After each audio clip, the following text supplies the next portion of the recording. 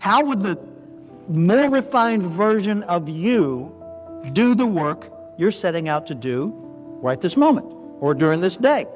In other words, if you keep thinking like an acorn, you'll remain an acorn. So you got to think like an oak.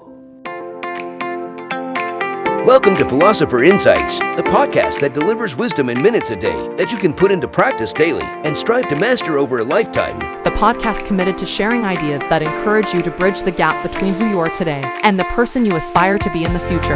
Hi, my name is Herb Lamba, and welcome to my podcast, where I will share practical insights from the world's best authors. Knowledge isn't power. Applied knowledge is. The quest to become the best version of you starts right now. In today's episode, Jim Cathcart asks a very powerful question, and it's one that I think is worth asking yourself many times a day.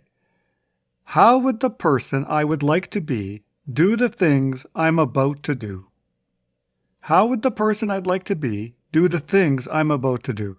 It's such a profound question and connects to Benjamin Hardy's book, Be Your Future Self Now, which I featured in episode 21. Because then the choices you are making are now measured against the person you would like to be in the future. And just to give an example, the person you are today may think the most important thing to do right now is to watch your favorite reality TV show. You could record it and watch it in half the time, but your present self, that little devil that is trying to keep you comfortable, will convince you that this show must be watched live. After all, you worked hard today. You deserve a break. I can't be the only one who has this devil that is constantly trying to convince me to take the easier path. It is hard to ask yourself this question and conclude that the most important thing in your life right now is to watch a reality TV show. Have you ever thought about that? When you watch a TV show, you're actually watching everyone else live their dream.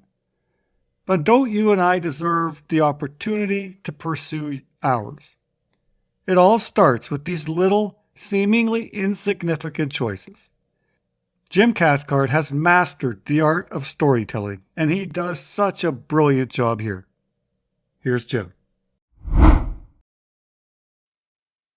In 1979, I was in Chicago to give a speech for an outfit called Tidy Car. How many of you know what Tidy Car is?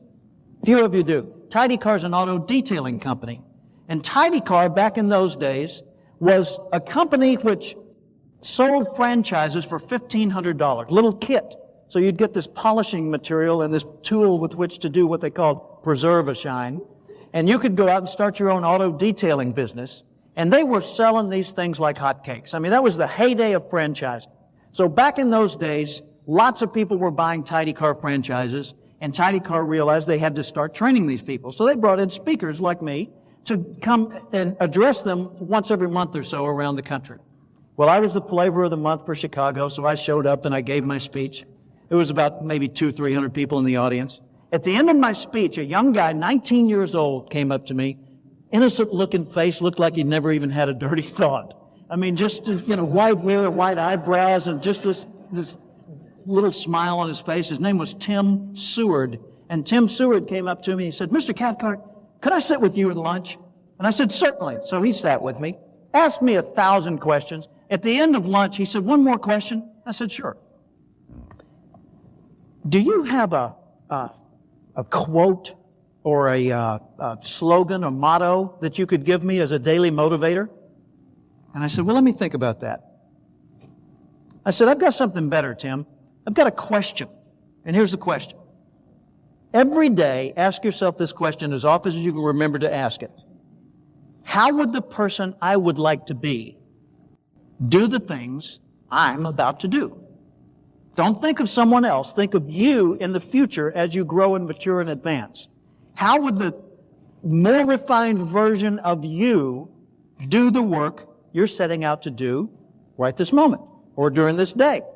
In other words, if you keep thinking like an acorn, you'll remain an acorn. So you got to think like an oak. He said, "Well, I'd like to be the international sales leader for Tidy Car." I said, "Good. Use that question." What happened was he went back home to Bay City, Michigan. He got rid of his T-shirt and jeans and he put on a little jumpsuit. Had Tim embroidered on the pocket, Tidy Car on the back.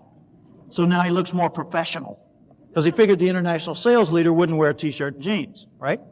Then he started organizing his files better. Then he got a picture of a Corvette, which they were going to give to the international award winner that year.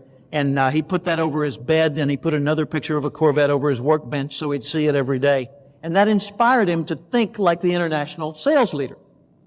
He ended up growing his business so well that he had to hire other people to work with him and ultimately had to lease a service station so he had a permanent location. His business absolutely thrived. You see, we can take one simple question and just shift our perspective enough to give us profound insights that will transform the results we get. But it takes the stimulus to start the process. So Tidycar called me again. They said, Jim, we're having a convention in New Orleans. We're giving away a Corvette. Want to speak? You bet. So I go to the Hilton Hotel in the French Quarter down in New Orleans, standing there in front of a large group of the Tidycar franchisees from around the world. And they say, Jim, as soon as you give your keynote speech, we're going to give the award. I said, who won? They said, not telling. I said, okay.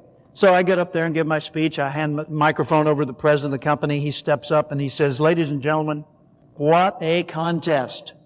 Listen to these numbers. The person who came in number 2 led number 3 by only 1 point. 3 led 4 by 1 point. 4 led 5 by 2 points. 5 led 6 by 1 point. Tight competition, except for number 1. The person who leads this contest, number 1, the international sales leader, led the contest with 300 more points than number 2. For first place, there was no competition. Welcome with me. Your international sales leader from Bay City, Michigan, Tim Seward. The place went insane. Everybody dancing, screaming, cheering, hugging each other. A few people took advantage of that. It was fun. Everybody's having a good time.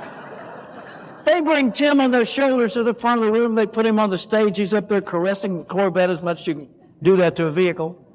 And I came over, I gave him a big hug and I congratulated him. I said, Tim, what did you do? He said, I just did what you said in Chicago. I said, specifically. What did I say in Chicago? He said, come on, Jim, you know, the daily question, how would the person I'd like to be do the things I'm about to do? And he told me the story I shared with you a little while ago. And I said, wow, I'm so proud of you. That's great. And he said, oh, it gets better. What?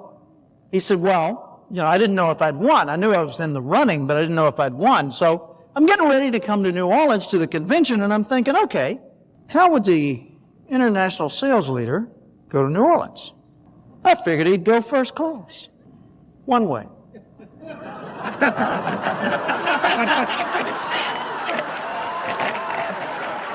I said, wait a minute, Tim.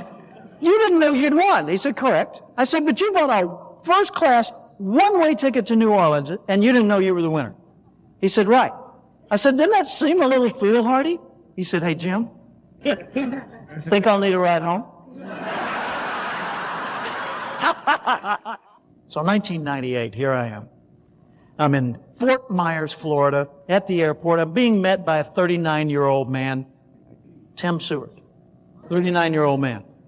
He's driving me, not in a Corvette, but in his SUV. He's driving me to his home in Naples, Florida, where we're having dinner by his indoor pool. And he tells me about his life. Well, I sold my Tidycar business, made a pretty good, a bit of money on that. I sold that business after the one that I formed after Tidycar, and then I built another business, and I just sold that business this last December, he said, for $7 million. He said, I'm 39 now, so I retired to Florida. He said, what I do now is I fly my wife and son around the world to see the places we want to see, and when I'm at home, I take classes to get my MBA. I said, Tim, I've just got one question. He said, what's that? I said, do you have a quote? A slogan, or a motto, something I could use for a daily motivator? True story, here's what he said. Yes, Jim, Ask yourself every day, how would the person I'd like to be do the things I'm about to do? You've been listening to Philosopher Insights with your host, Herb Lambert.